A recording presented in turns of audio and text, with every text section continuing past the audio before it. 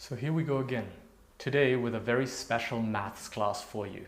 Today we will check out how to calculate your score in Cambridge exams, so make sure you keep watching.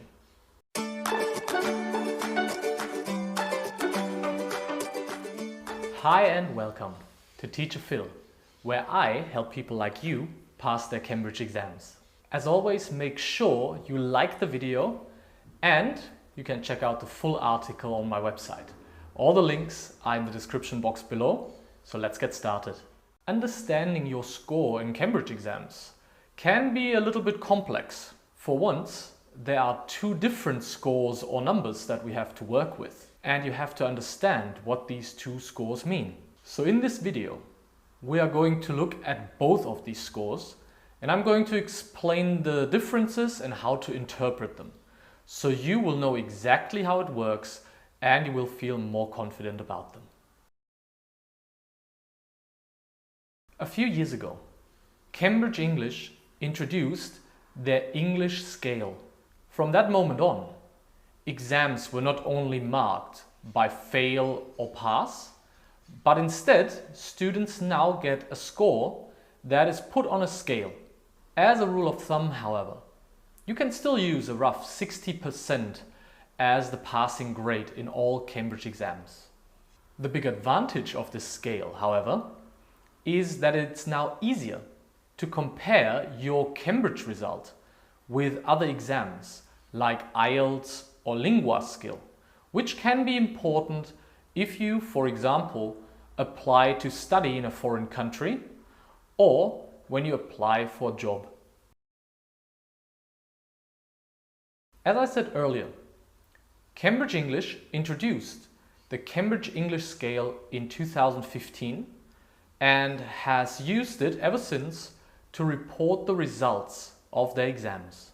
So now, instead of only getting marks for your correct answers and taking the percentage of your correct answers to decide if you pass or fail, your marks are now converted into a scale score.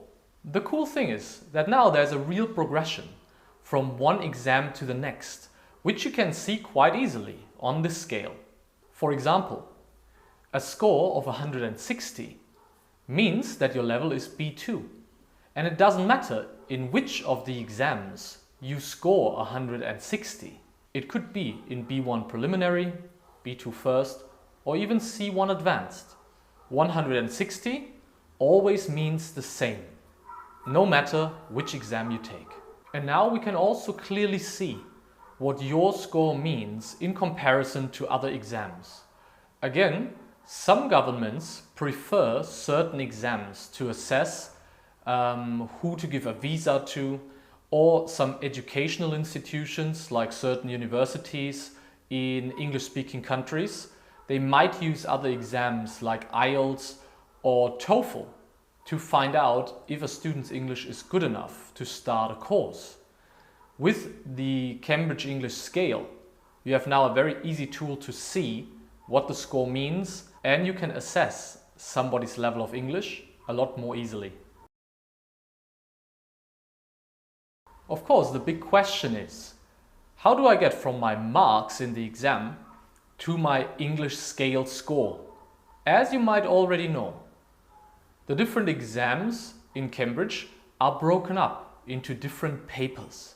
For example, in C1 Advanced, there are 5 different exam papers: reading, use of English, writing, listening, and speaking. In each paper, you can score marks, and there is a maximum number of marks depending on how many tasks there are or how many questions you have to answer. In each case, we can take your number of marks and convert them into a scale score.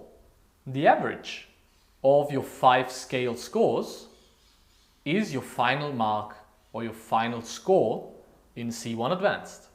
As you can see here, in the reading portion of C1 Advanced, there is a passing score of 32.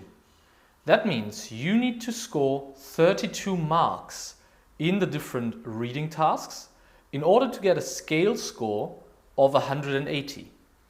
On the right you can see the CEFR level of C1, which basically means that you pass this part of the exam. In C1 Advanced, as the name suggests, a level of C1 means pass, but you can also see that with a higher score of 43 marks or more, you can even reach C2 level, which would be proficiency. If you score less than 32 marks, however, you will drop to B2 level, which would be the passing grade for B2 First. In use of English, the passing score is different because there are less exercises and less questions to answer. So here with a marking score of 16, you pass and get a scale score of 180. In the writing paper, as you write two different texts for which you get marked separately, you can pass with at least 24 marks. Again, these are worth 180 points on the scale.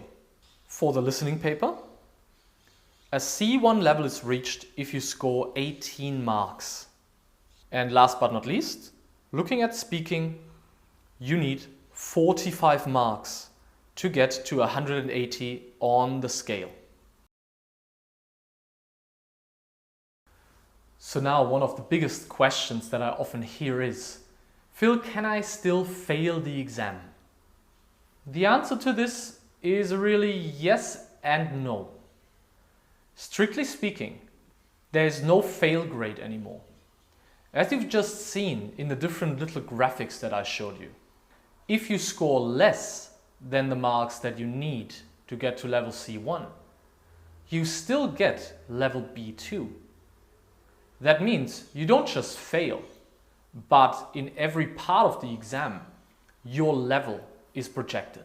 However, if you need the exam for a specific purpose, let's say you want to study at a university in an English-speaking country, and they tell you that you need to have C1 level in all 5 exam papers, then of course, a score of less than 180 could be considered a fail. It depends on your personal situation and what you need the exam for. But officially, there's no failing grade anymore.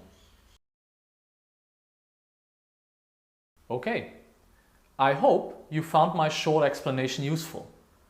Remember that even though you technically can't fail anymore, you still need to be careful and check exactly what your scores need to be in order to achieve what you set out to do in the first place. As always, thank you very much for watching the video. Please check all the links in the description box below for further information and other useful tips and tricks so you can pass your Cambridge exam with ease. Also make sure you subscribe and like the video, and I'll see you next time.